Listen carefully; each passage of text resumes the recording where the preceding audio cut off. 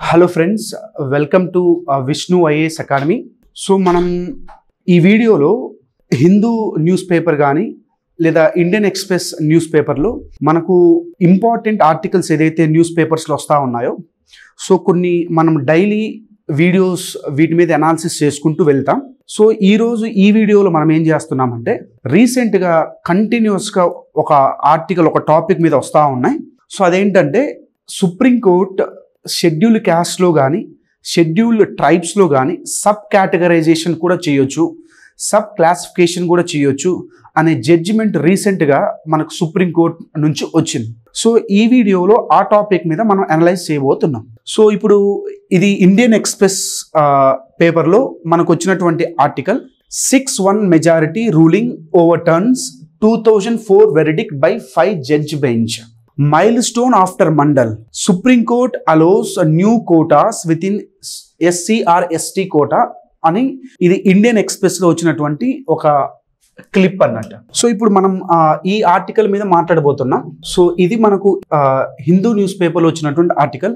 States can sub classify scheduled caste for Kotas top court. ఇది మనకు Hindu news పేపర్లో వచ్చినటువంటి article. So now what exactly అసలు ఈ కేసు ఏంటి, వీటి మీద మనం కొన్ని పాయింట్స్ డిస్కస్ చేసుకుంటూ వెళ్దాం.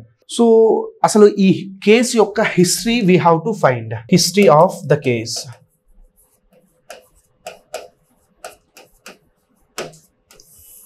సో అసలు ఈ హిస్టరీ ఆ కేసు ఏంటంటే సో మనకి 1990s కంబైన్డ్ ఆంధ్రప్రదేశ్ స్టేట్లో ప్రకాశం అనే డిస్టిక్లో షెడ్యూల్డ్ క్యాస్ట్లో మనకి సబ్ కేటగరైజేషన్ చేయాలనేది ఎజిటేషన్ జరుగుతూ ఉంది మనకు ప్రకాశం డిస్టిక్లో. అప్పుడు అలా ప్రొటెస్ట్ జరుగుతున్నప్పుడు సో మనకి అప్పటి కంబైన్డ్ ఆంధ్రప్రదేశ్ గవర్నమెంట్ 1999 ఆ టైంలో ఒక ఆర్డర్ ఇష్యూ చేసింది. ఆర్డర్ ఏంటంటే షెడ్యూల్డ్ క్యాస్ట్లో మనకి సబ్ కేటగరైజేషన్ చేస్తూ ఒక ఆర్డర్ రిలీజ్ చేశారు. So scheduled caste sub categorization చేయడం అంటే category A, category B, category C, category D ఇలా 4 కేటగిరీస్గా డివైడ్ చేసి సో కంబైన్డ్ ఆంధ్రప్రదేశ్లో అప్పటి గవర్నమెంట్ ఆర్డర్స్ పాస్ చేశారు.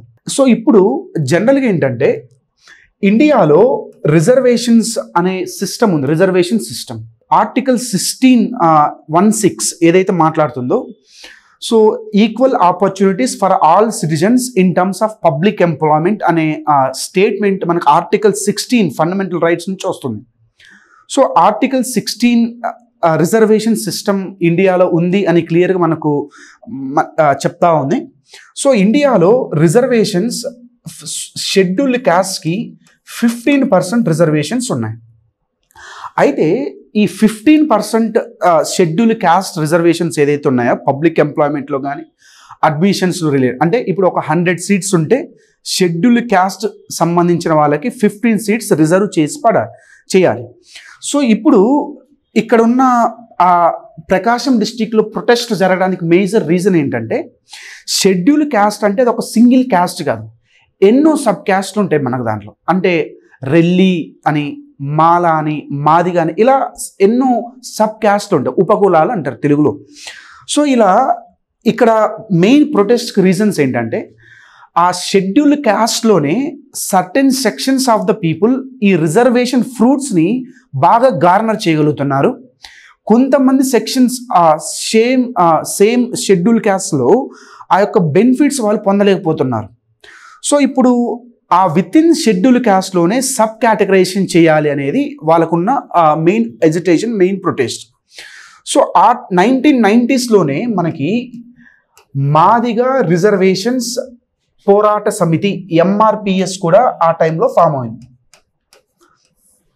సో MRPS ఇది ఒక మాదిగ రిజర్వేషన్ పోరాట సమితి అని మీకు మందకృష్ణ మాదిగ ఫేమస్ లీడర్ దాని నుంచి కనపడతా ఉంటాడు. సో ఒక పక్క మనకు కంబైన్డ్ ఆంధ్రప్రదేశ్లో ఇలా షెడ్యూల్డ్ క్యాస్ట్లో సబ్ కేటగరైజేషన్ చేయాలనేది కనపడతా ఉంది. సో ఇప్పుడు ఆ ప్రొటెస్ట్లకి బేసిస్గా అప్పటి ఆంధ్రప్రదేశ్ గవర్నమెంట్ ఇలా షెడ్యూల్డ్ క్యాస్ట్ని 4 కేటగిరీస్గా డివైడ్ చేసింది. Category A, B, C, D అని. సో ఇప్పుడు కేటగిరీ ఏలో రెల్లి అని ఒక క్యాస్ట్ ఉంది. ఆ క్యాస్ట్ వాళ్ళకి 1% రిజర్వేషన్ ఇవ్వాలి అని. కేటగిరీ బిలో మాదిగా సంబంధించిన క్యాస్ట్ ఉంది, దీంట్లో 7% వాళ్ళకి రిజర్వేషన్ ఇవ్వాలని. కేటగిరీ సిలో మాలా అనే సబ్ క్యాస్ట్ ఉంది షెడ్యూల్ క్యాస్ట్లో, దీన్ని 6% ఇవ్వాలని. ఇంకా అదర్స్ షెడ్యూల్ క్యాస్ట్లో ఉన్న వాళ్ళకి 1% ఇవ్వాలని. ఇలా టోటల్గా 15%ని సబ్ క్లాసిఫై చేస్తూ అప్పటి గవర్నమెంట్ ఆర్డర్ ఇచ్చింది. సో ఈ ఆర్డర్ ఇష్యూ చేసిన వెంటనే దీనికి సంబంధించి హైకోర్టుకి వెళ్తారు.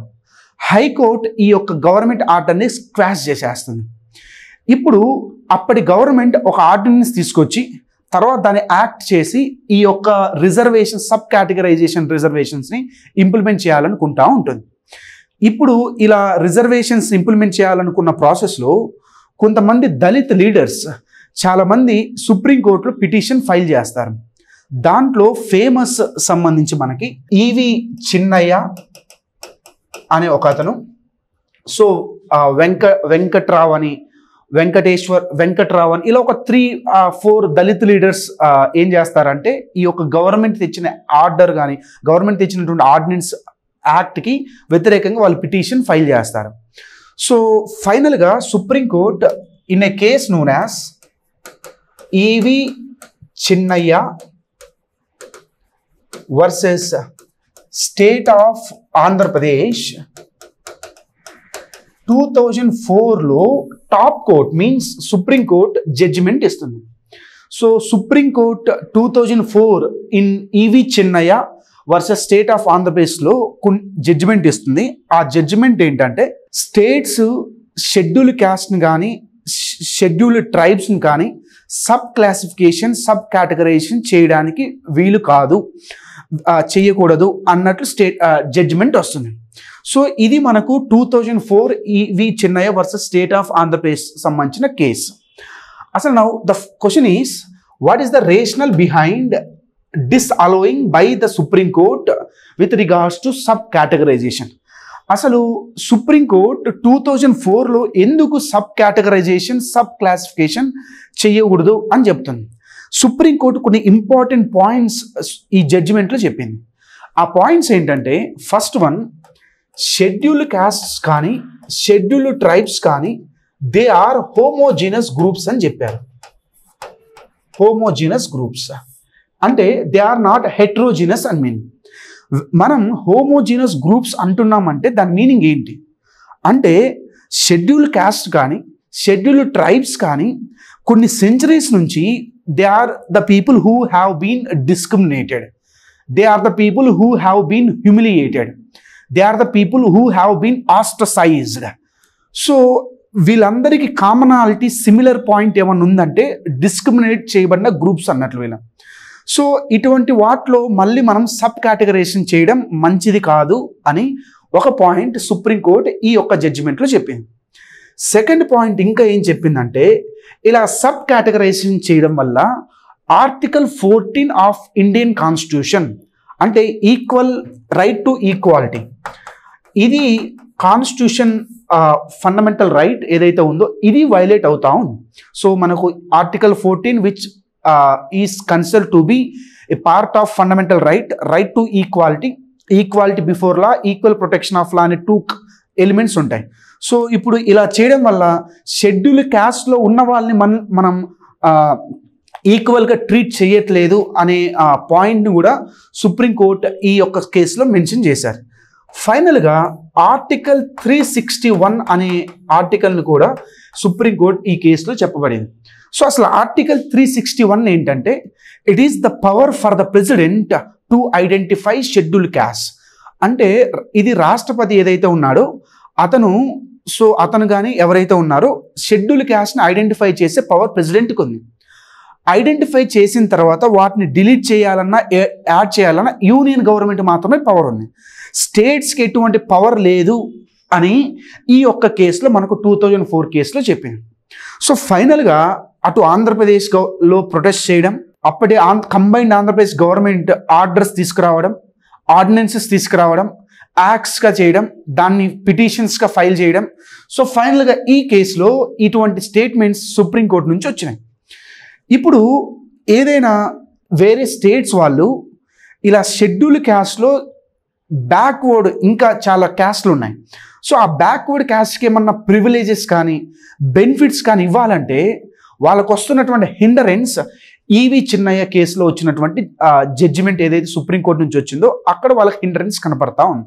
ఇలా స్టేట్ గవర్నమెంట్స్ పిటిషన్స్ వేయడం, ఇలా కంటిన్యూస్గా మనకి 2004 తర్వాత ఎన్నో ఈవెంట్స్ జరుగుతూ వచ్చాయి.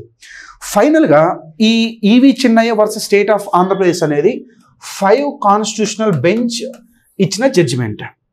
ఫైనల్గా రీసెంట్గా 7 కాన్స్టిట్యూషనల్ బెంచ్ ఏదైతే ఉందో, జనరల్గా ఏంటంటే మనకు ఒక బేసిక్ ఇంపార్టెంట్ పాయింట్, ఏదైనా ఒక కాన్స్టిట్యూషనల్ బెంచ్ సుప్రీంకోర్టు ఒక జడ్జిమెంట్ ఇస్తే దాన్ని ఓవర్ రూల్ చేసే పవర్ అంతకు మించి హయ్యర్ కాన్స్టిట్యూషనల్ బెంచ్కే ఉంటుంది. ఇప్పుడు 5 జడ్జ్ కాన్స్టిట్యూషనల్ బెంచ్ ఒక జడ్జిమెంట్ ఇచ్చినప్పుడు దాన్ని ఓవర్ రూల్ చేసే పవర్ మాత్రం దానికన్నా హయ్యర్ జడ్జ్ బెంచ్ మాత్రమే ఉంటుంది. అందువల్ల రీసెంట్గా 7 జడ్జ్ కాన్స్టిట్యూషనల్ బెంచ్ వాళ్ళు 6:1 అంటే 6 మెంబర్ సపోర్ట్గా 1 మెంబర్ యాంటీగా జడ్జిమెంట్ ఇచ్చారు. సో ఈ జడ్జిమెంట్లో 2004 ప్రకారం sub categorisation, sub classification with in scheduled caste and scheduled tribes చేయొచ్చు అని జడ్జిమెంట్ వచ్చింది. సో అసలు ఈ రీసెంట్గా జడ్జిమెంట్ ఏదైతే ఇచ్చిండ్రో ఈ జడ్జిమెంట్లో కొన్ని ఇంపార్టెంట్ పాయింట్స్ సుప్రీంకోర్టు నుంచి వచ్చినాయి, మనం డిస్కస్ చేద్దాం. ఫస్ట్ పాయింట్ ఏంటంటే scheduled caste or scheduled tribes అనేవాళ్ళు they are not homogeneous but they are heterogeneous అని ఈ యొక్క జడ్జిమెంట్లో చెప్పారు. దే ఆర్ హెటిరోజీనస్ అంటే దాని మీనింగ్ ఇది ఒక పాయింట్. ఇంకా సుప్రీంకోర్టు ఏం చెప్పిందంటే షెడ్యూల్డ్ క్యాస్ట్లోని షెడ్యూల్డ్ ట్రైబ్స్లోని డిఫరెంట్ సబ్ గ్రూప్స్ వాళ్ళు డిఫరింగ్ డిగ్రీస్ ఆఫ్ డిస్క్రిమినేషన్ కానీ డిఫరింగ్ డిగ్రీస్ ఆఫ్ బ్యాక్వర్డ్నెస్ ఉండొచ్చు. అంటే షెడ్యూల్డ్ క్యాస్ట్లోని ఎంతోమంది చాలా వెనుకబడిన వాళ్ళు ఉండొచ్చు.